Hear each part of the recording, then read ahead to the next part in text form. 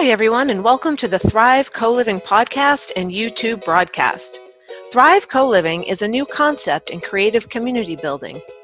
Sustainable, multicultural, multi-generational, and inclusive, Thrive Co-Living communities are built from repurposed big box stores or other suitable buildings.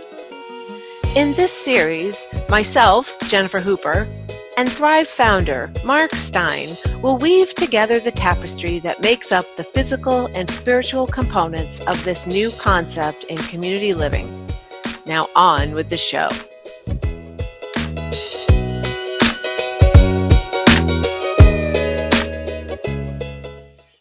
Hello and welcome to this episode of the Thrive Co-Living YouTube broadcast. My name is Jennifer Hooper. I am the co-host of this broadcast along with Mark Stein, who is the founder of Thrive Co-Living. Say hello, Mark.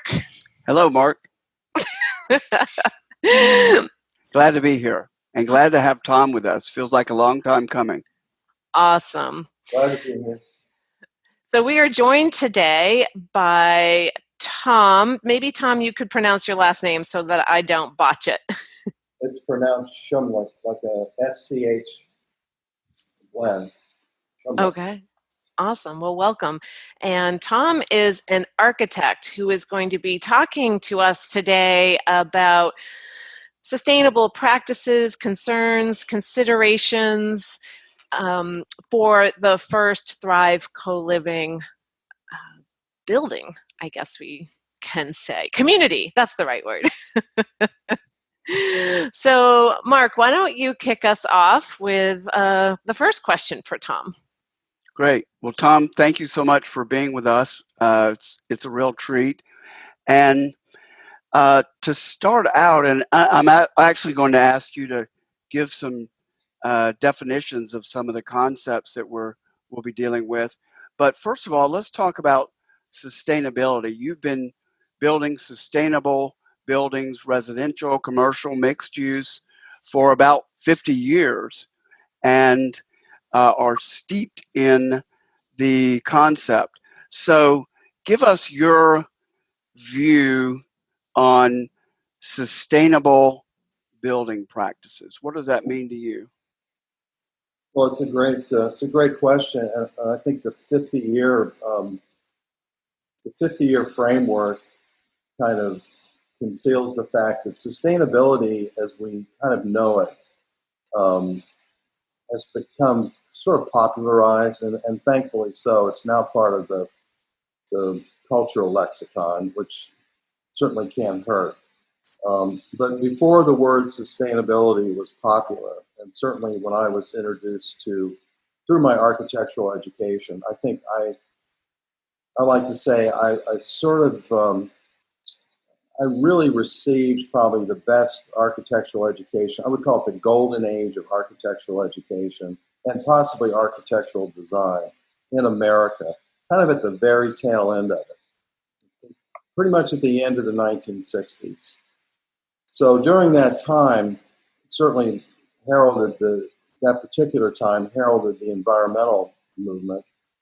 And also, and this is important, that within architectural programs in universities in the U.S., environmental issues were at the fore.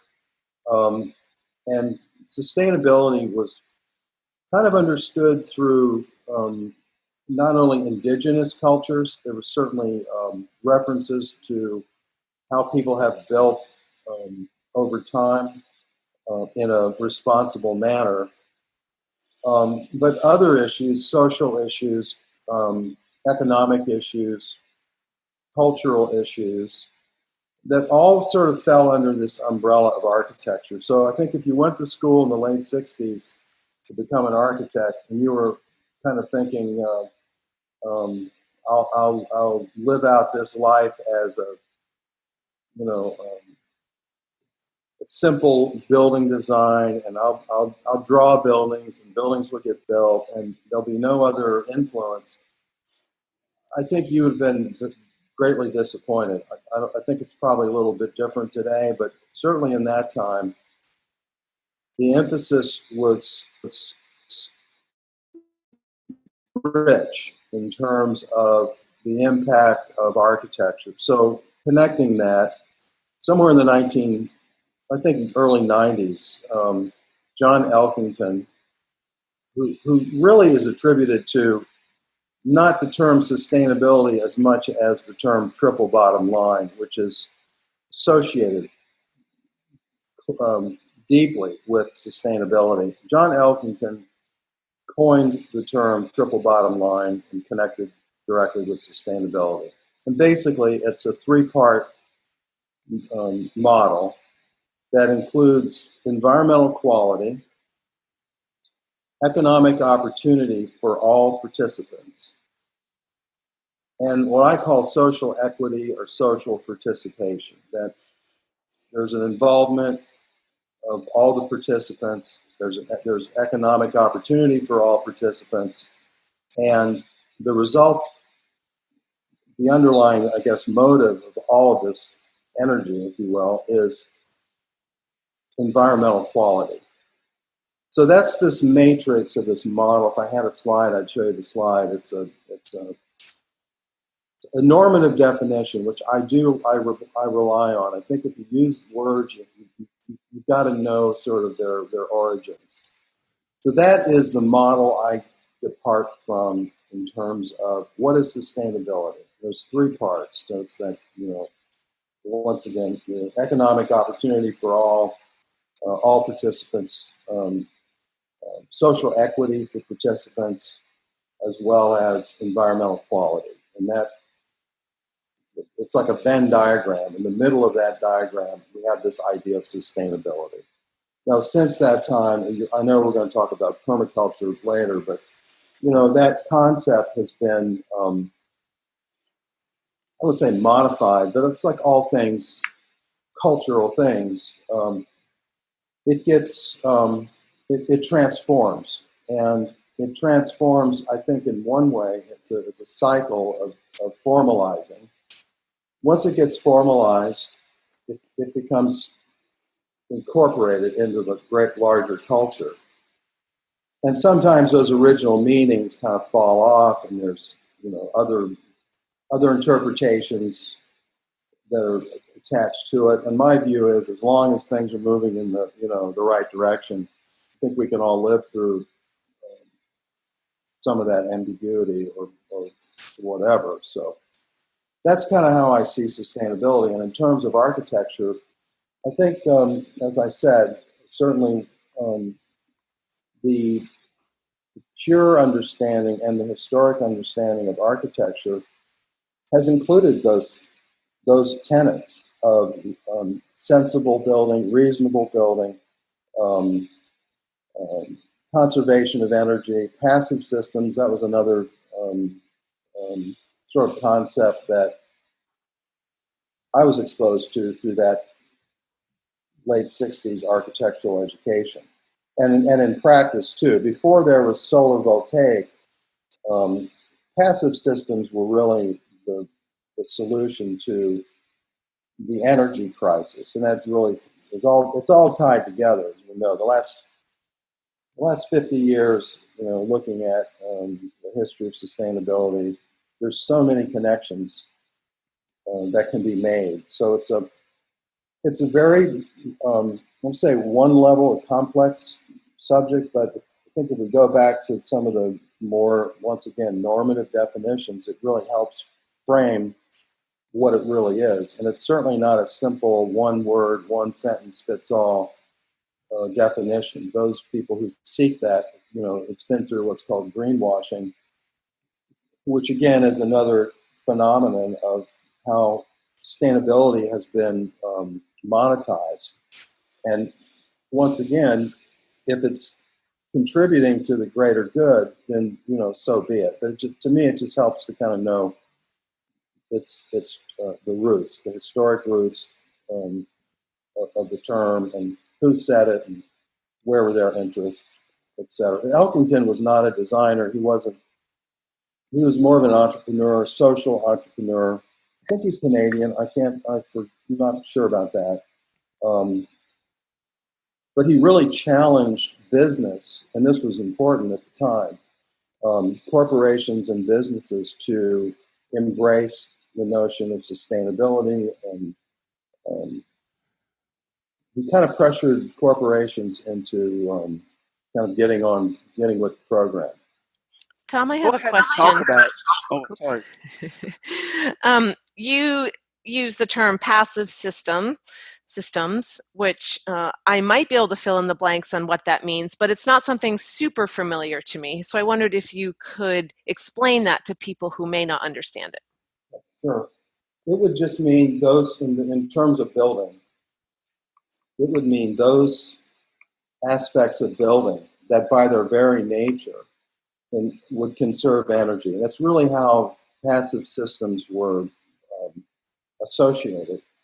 That it was about energy, and this was in the, at the height of the energy crisis, the gas, the long lines at the gas pump, where this environmental revolution, it's probably the second wave, kind of was having an impact. It was having an impact socially in our culture when it affects our daily life. It seems like that's when people wake up. So passive systems are those systems that just by the nature of design itself, including how a building is sited, which means how it's located on the property or on the site, its orientation to the sun, its ability to shade the sun or provide shelter from the wind. The largest energy consumer in a building program is the HVAC, heating, ventilating, and air conditioning. That consumes the largest amount of energy in any building.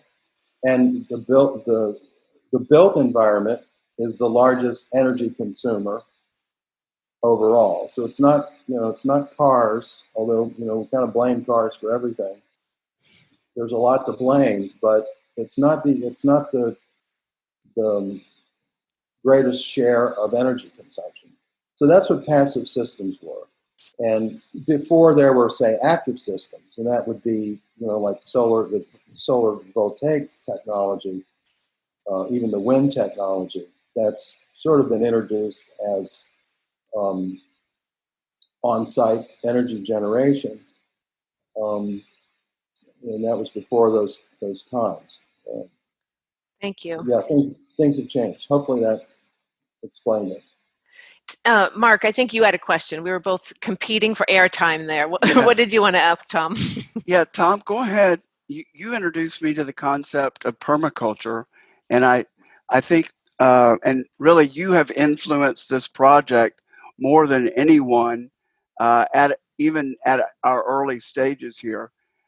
So talk about blend permaculture in with sustainability. Well, yeah, we'll do. And thank you for that. I appreciate it. You've been an inspiration. I tend to work very well with people who have vision and who are pursuing that vision. It takes I don't want to say a percentage, but it takes idealism to move forward in a building program, to really look at an architectural outcome. It just needs that idealism, and you certainly have displayed it, and you've supported my contribution. So it's reciprocal. So permaculture, and that kind of gets back to what I was saying earlier about how terms are incorporated or adapted into our culture.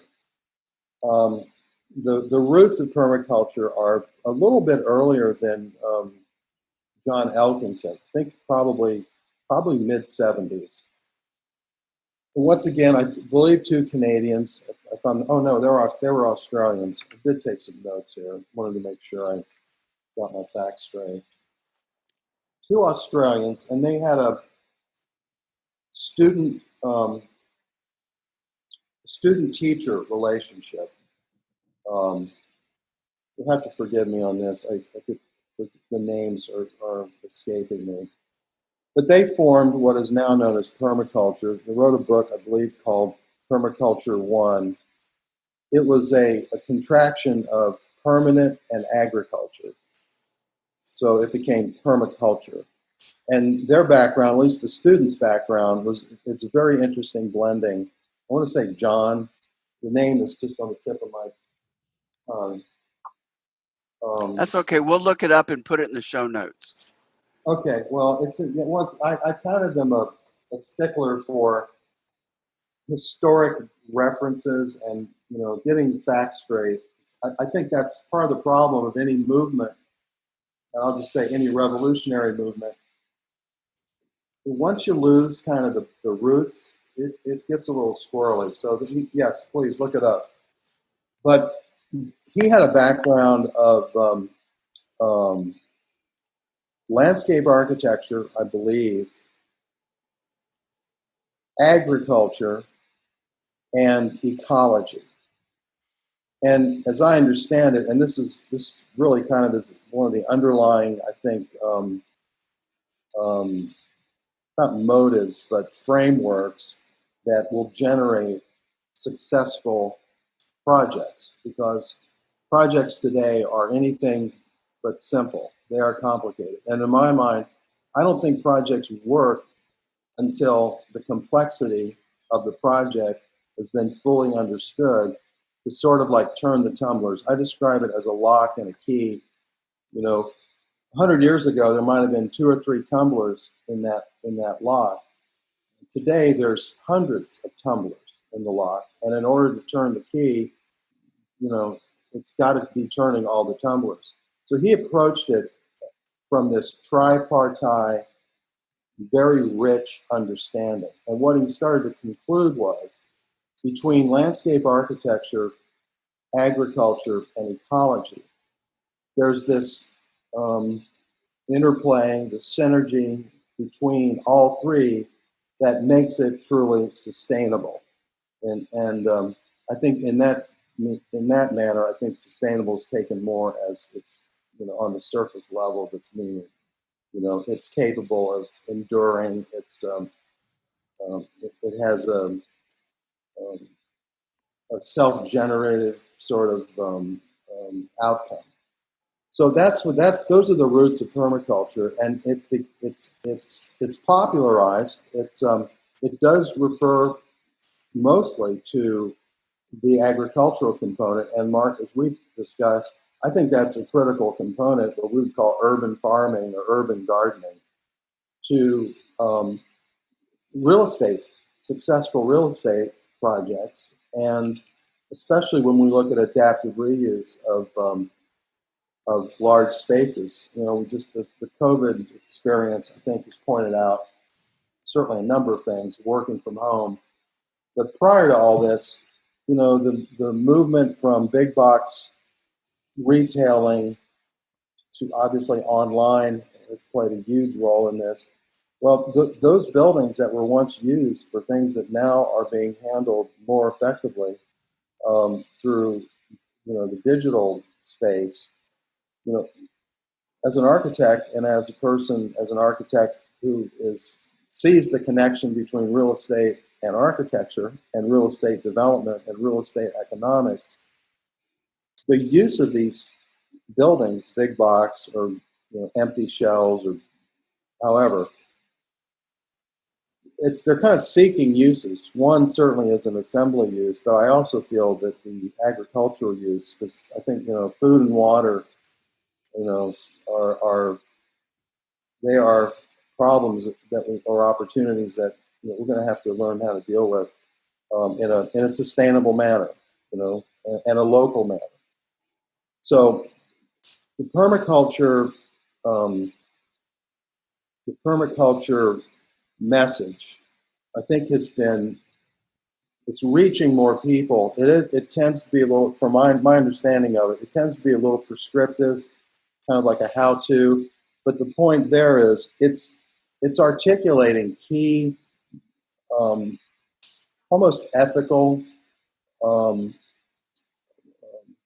parts, again, tenets of a larger idea. So it plays an important role for sure. And it falls into that history of sustainability and its roots, and the larger movement of environmental quality or environmental design. Back to my education when I was at Cincinnati, the big debate was: do we change the name of the architectural program to environmental design?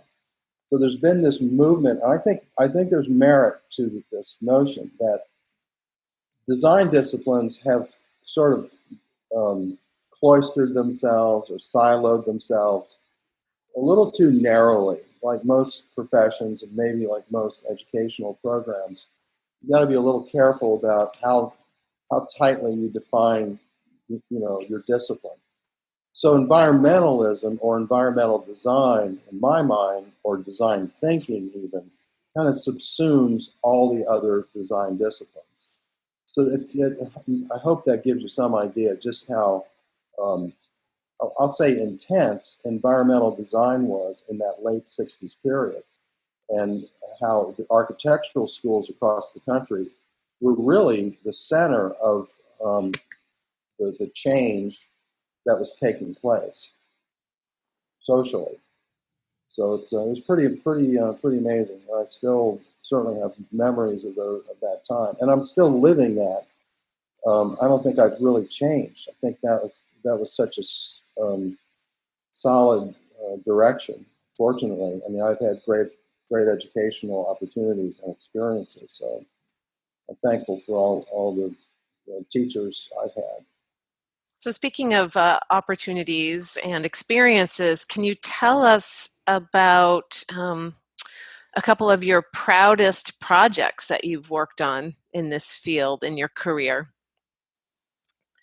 Well, like I said, I like to think that given the background and given the emphasis of the importance of all things that encompass architecture, it's just not building. It is certainly, it's a result of building, but there's a cultural, a social, an economic, obviously aesthetic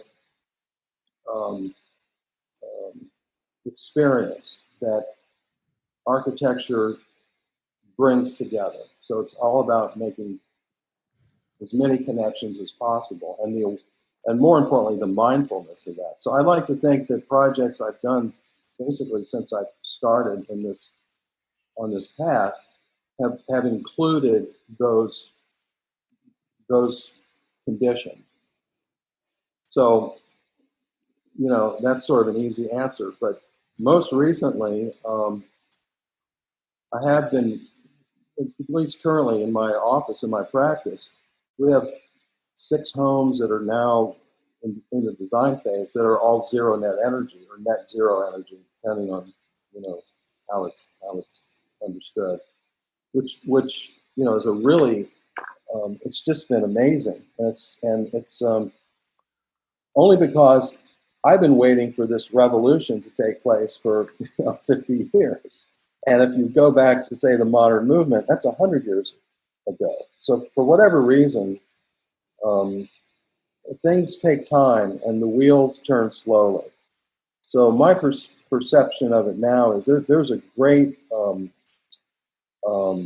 we're in an era of like implementation. I really believe it. We're at the point of the heady work of the last, I'll say 100 years, is really coming to a period of time where we're going to see implementation of really, what I call the promise of modernism. That's, I do not have a pejorative understanding of the word modern. That's a very debatable topic for a lot of people. I don't. I just don't see it that way. I think it was an unfulfilled promise. And there's a lot to understanding what I mean by that. But so my most recent accomplishments have been very tangible manifestations of those ideas of sustainability. And in, I think, 2016, I was awarded I'm broadcasting from Tampa, Florida, or Tampa Bay, Florida. So University of Tampa, along with the sustenance, like sustainability, it's a little tough, a tough word. Awarded me, among other people in the local community, probably 10 of us, a Sustainable Business of the Year award. So I was pretty proud about that, and there was a great group of people.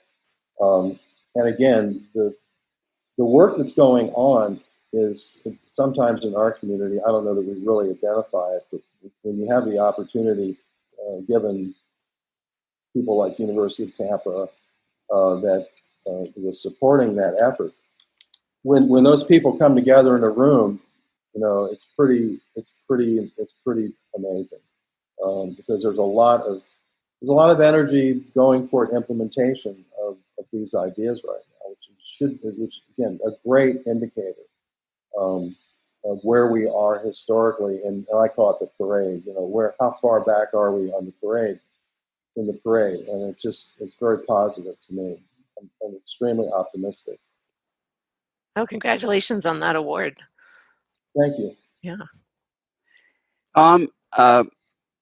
As I think you know from an earlier conversation, you've been chosen to be the architect who works with us first to create the initial program or design.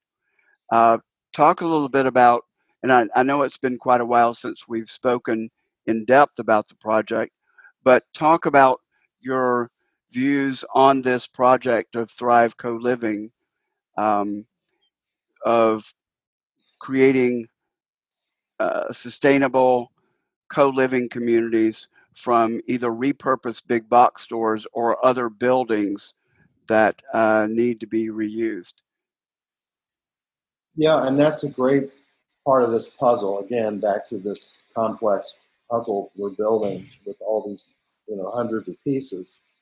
The repurposed portion is I think extremely important. And as we've discussed, the other notion here, operative notion, is what's called sprawl repair.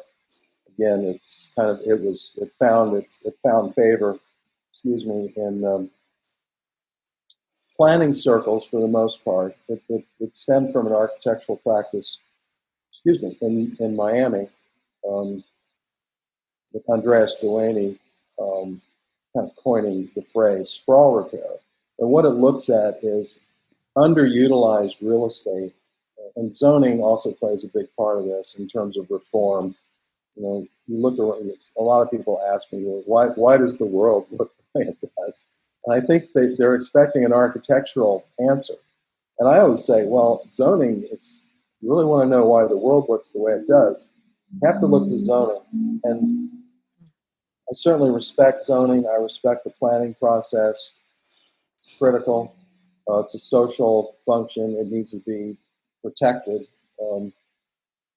Architecture is a social function, and building is a social function. So I'm glad my neighbor can't build a 7-Eleven. I'm happy that can't happen. It has a lot to do with property and property rights and beyond, because ultimately it's a community interest. So sprawl repair looks at zoning as well as underutilized pieces of real estate. And as we talked about, as demographics shift, as the market changes, buildings their uses change, and that is just absolutely historic. And you really get into urban design and urban history. The number of buildings that we even hold up as monumental sometimes, some were a result of repurposing.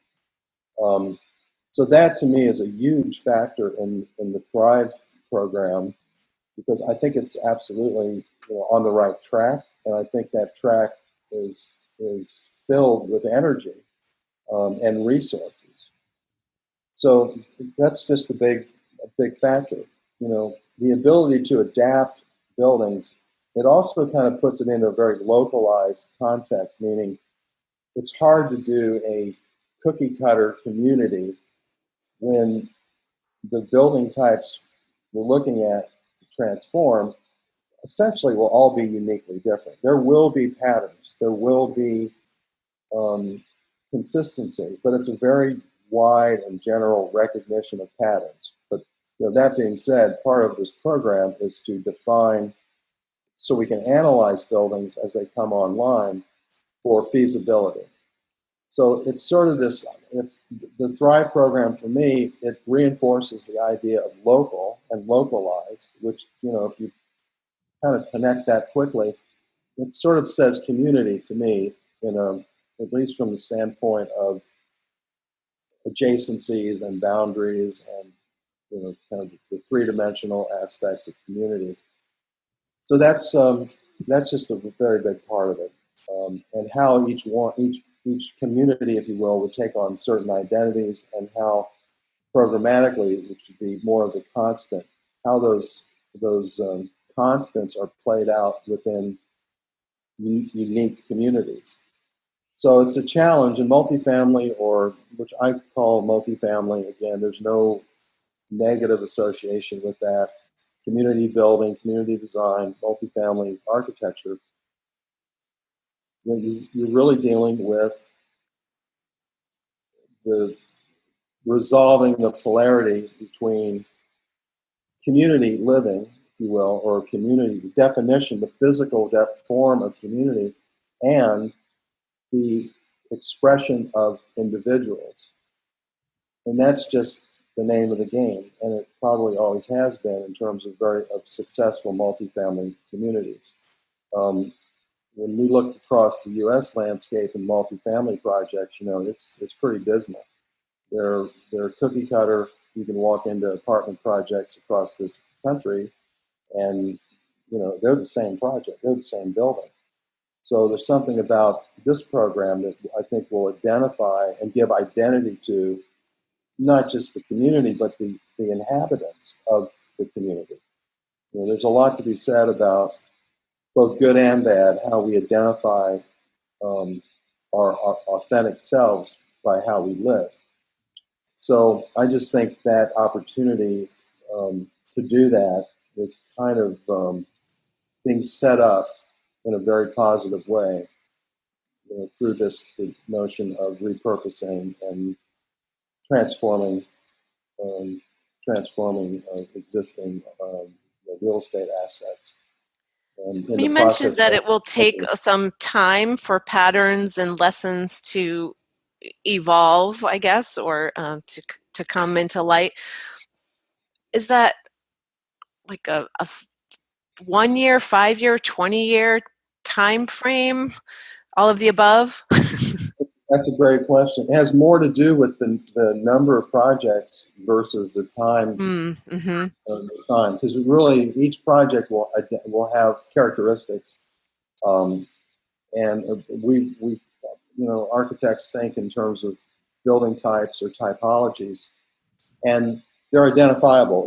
Say for example, a big box is a building type, and it has certain characteristics that to evaluate that on the front end on the due diligence phase, there's certain things that will be in place that will assist in that decision. I mean, in the end, these are real estate projects, and there's a lot of economic resources that go into real estate development, and so the ability to evaluate is critical. So if we had 5 potential buildings or building sites, we would have the luxury of looking at, let's say, 5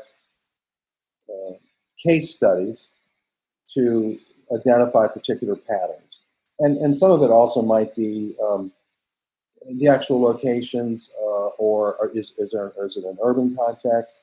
Is it more suburban? High density suburban, say with parking, or urban, not so much parking, multi-story versus single story. All those things kind of contribute to this identification of just patterns. Patterns will evolve over not over time as much as it is over frequency. That makes sense. Yeah, that so, makes sense. So don't worry, it won't take 100 years. It's good. As long as there's a flow of projects to evaluate and build, then that will exponentially increase, and I think again there's a real source of energy there too, because that message can get spread around and shared, and that becomes another powerful teaching educational tool, as just to share the wealth, share the good news about what we're doing. Tom, I'd like to talk about two other things before we start to wrap up. And you and I are both thinking about energy and conservation of energy. I'm a particular fan of what Tesla is doing, and I've been watching their new solar roof technology evolve. And you mentioned zero energy. Um, I'm I'm wondering how realistic is it, and it sounds like you're already working with this, to aim for zero energy by using solar energy, photovoltaics, solar hot water to heat the water, and then making sure that we have energy efficient appliances. And that's one area that I feel like has been lagging. There's been very little innovation and disruption in the appliance industry, mainly because they haven't had to. They put a stainless steel cover over it and consider it a new development. So if we combine photovoltaics, solar hot water, which I think is about 20%, 15 to 20% of the normal household's energy use, get appliances, efficient appliances, and I'm researching those now, and maybe things like, although it is a high energy use at the time of use, point of use water heaters to do any supplemental heating that might be needed. Although if we create our first one in the St. Pete area, which is what we're aiming for, we probably have too much hot water. Um, what's the possibility of having the condos themselves with super insulation, proper insulation, and proper orientation to have them be zero energy dwellings? Well, I think it's the non-negotiable part of the project. I think that is the project. That is the core. And I think anything less than that, given the fact the demographic that I think that will be attracted to these communities will have the full expectation of every bit of that. But every point you mentioned should be achieved. I think Germany now, at least the last time I looked, maybe 2 or 3 years ago, it's something like 80% of every new building in Germany is a zero net energy or net zero energy building. I mean, it's just phenomenal. Other parts of the world are just taking care of all this, and I'd say that to the point where it's no big deal. Any appliance manufacturer, any consumable item that uses energy, I mean, if it's not making those design inroads to better design, consumer will say no, thank you. Obviously, Tesla and Elon Musk, I mean, it's just amazing to see what they've been doing. I mean, it is incredible. The solar shingle idea, his roofing system, I don't want to be critical of that because, one, he's making a statement. Whether that becomes a viable solution or not, to me, it doesn't matter. It's the fact that he is absolutely making a statement about solar energy in homes, and being a little prescriptive, meaning it's a shingle. I mean, architects, we have a wider palette than that. But the fact is, it's such a clear positive statement from, as he's turning out to be quite a leader. in a number of areas, obviously, right now. So it's all good. It's all supporting the overall effort. And as you said, the key, if there is one single key, maybe one tumbler, using my own analogy, to reaching a net zero or zero net, is the insulation. I mean, and you use the term super insulation, and that's really, that is the key. The building it must be insulated, and it must be what we call tight. There are problems associated with that because on the other side of things, buildings, there's a famous quote, buildings must breathe. And it's an important concept because of just, buildings are large objects and, they're subject to movement and, through either dynamic movement or thermal movement. And they must move, they must be kind of flexible. So the tighter they become, what happens is the indoor air quality is kind of challenged because the buildings are so tight. You've got air that's being not circulated, but there are ways around that mechanically, and it's typical, right? You solve one problem, and this is probably a good overall strategy and protocols for any project. Solving one problem also produces a new set of problems by solving a problem. And I just think that's the mindfulness of the design process, and that gets back to what I was saying earlier.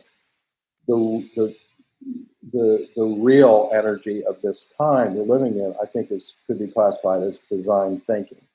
It's not a substitute for scientific methodology, but it is different, and it is more systems oriented. It is truly more, sustainable in the true sense of the word. It's dealing with more connections than fewer connections, and it's becoming understood, whether implicitly or mindfully, as as a normative method of problem solving and going about thinking and sort of like seeing the world in that particular framework. So yeah, I think that's got to be that's the bottom line, or the triple bottom line, or really the triple top line. That's the top line, not the bottom line. That's the top line of the Thrive program, that we're meeting that standard, that benchmark of net zero through, as we've said, insulation, and then on-site energy generation through solar or wind, tidal. I mean, there's all kinds of great things. And yes, indeed, it does improve, as time moves on, it does improve. It doesn't do that by accident. It does that through intention. So that's another, interesting factor here. Tesla has created a new HVAC system for its Model 3 because it didn't have the Model 3, and none of the electric vehicles have belts. So they had to come up with a new way to exchange air and also to improve air quality.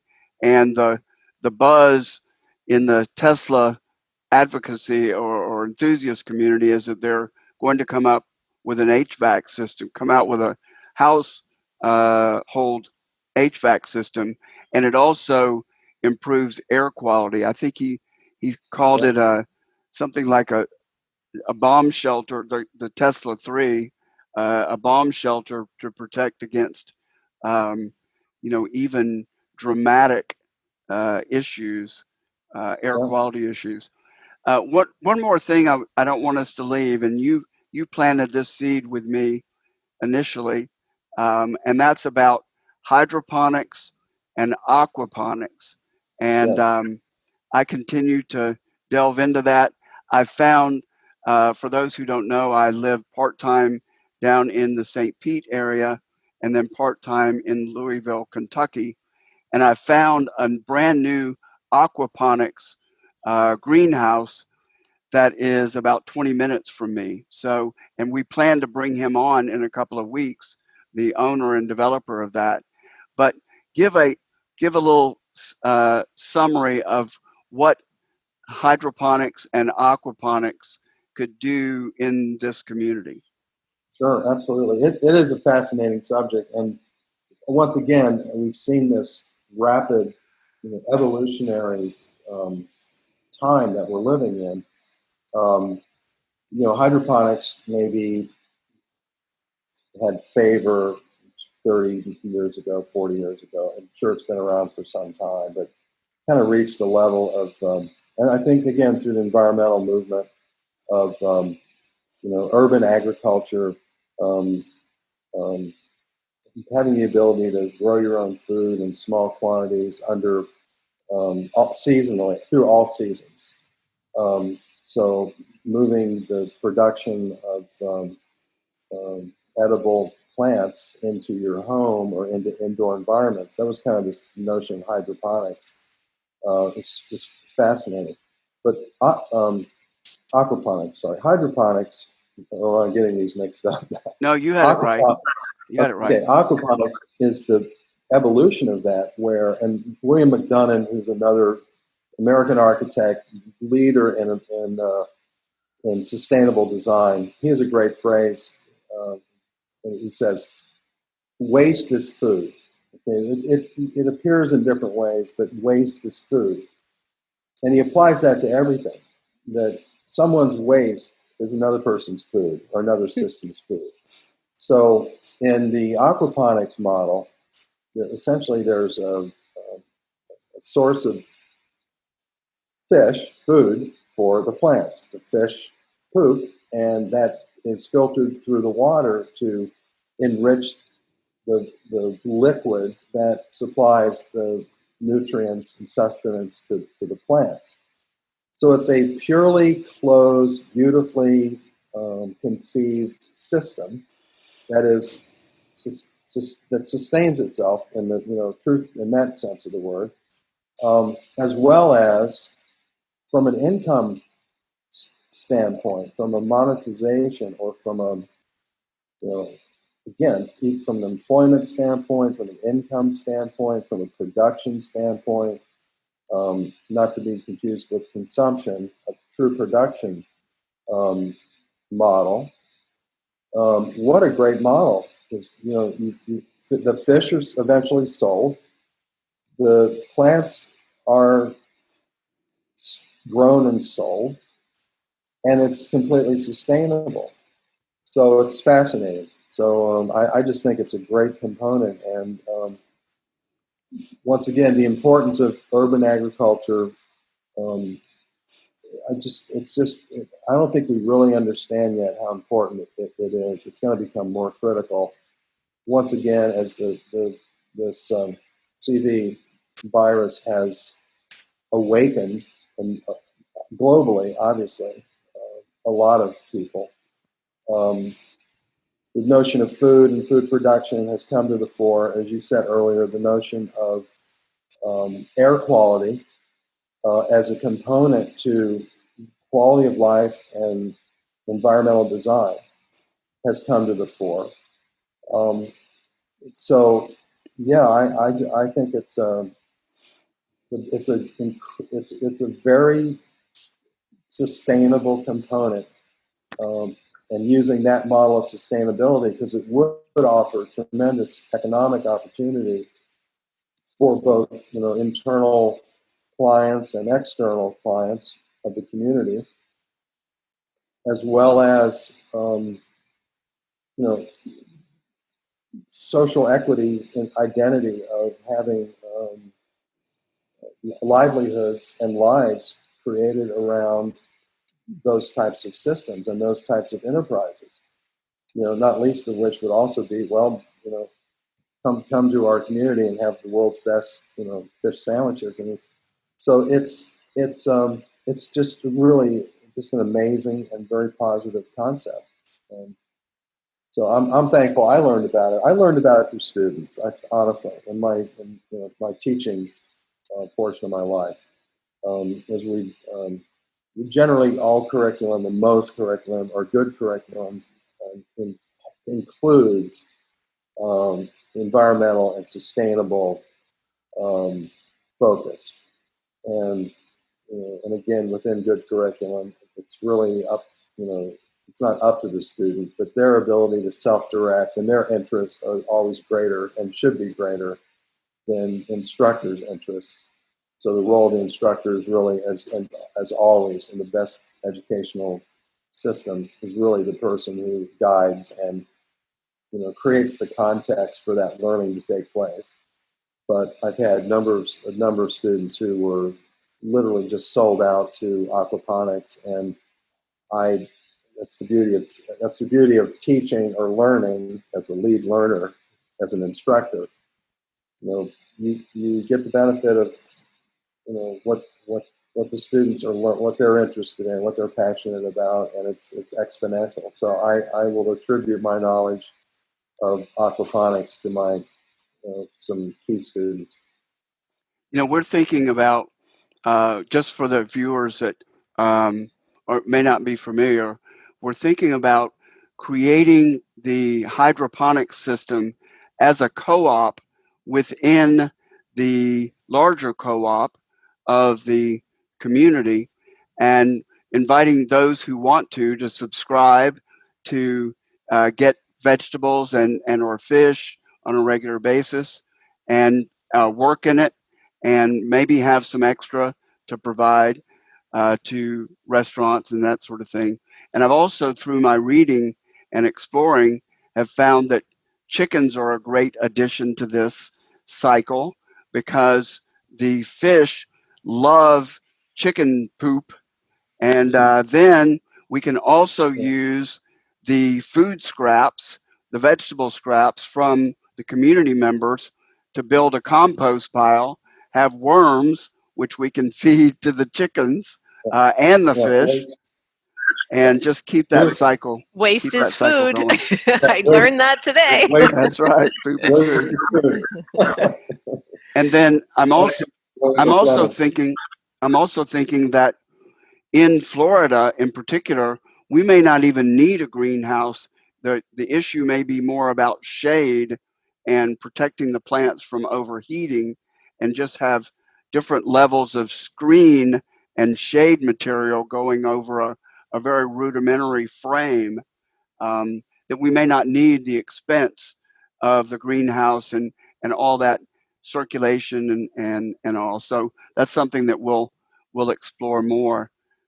So absolutely, yeah, it's exciting. Well, Jennifer, do you want to close us out and summarize for us? Yeah. Well, I have so many notes. Tom, you are a wealth of information. I don't even think I can recap everything that we've talked about. I love the waste is food. I love the challenges that you talked about with insulation and the indoor air quality.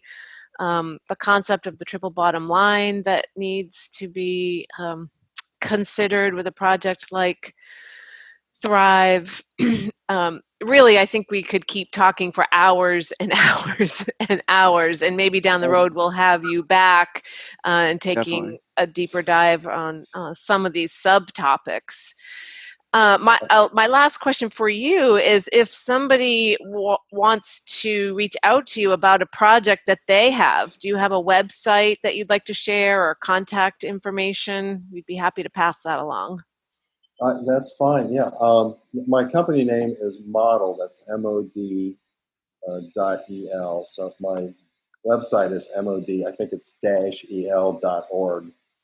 It's Model, MOD -el. I couldn't get the .el.org.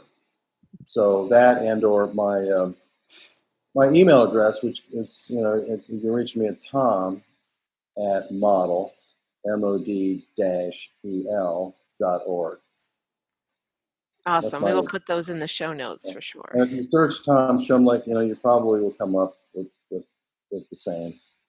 Okay. I'm on LinkedIn. So yeah, it should be easy. And if not, you can always reach me through Mark. That wouldn't be a problem. Awesome. Great. Thank you so much for your time today and your You're welcome. knowledge. You're welcome so much. Yeah, I appreciate you guys. And I'll be in touch soon. Okay. All right. Take care. All right. You too. Thanks, Bye. everybody. Bye-bye.